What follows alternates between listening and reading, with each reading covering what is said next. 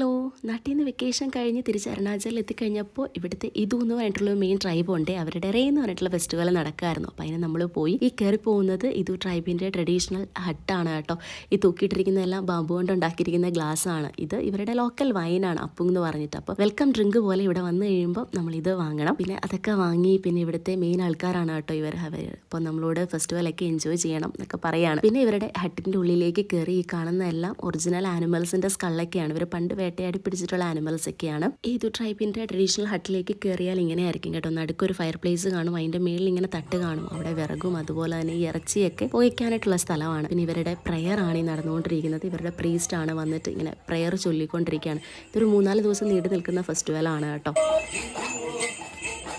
പിന്നെ ഈ കാണുന്നതൊക്കെ പുരുഷന്മാർ ധരിക്കുന്ന ഓർണമെൻറ്റ്സ് ആണ്. പ്രീസ്റ്റിൻ്റെ ആണിത്. ഈ സൈഡിൽ കാണുന്നതെല്ലാം ആനിമൽസിൻ്റെ ഒറിജിനൽ പല്ലൊക്കെയാണ്. റേയുടെ വിശേഷങ്ങൾ തീർന്നിട്ടില്ല. ബാക്കിയായിട്ട് അടുത്ത വീഡിയോയിൽ കാണാം. ബൈ.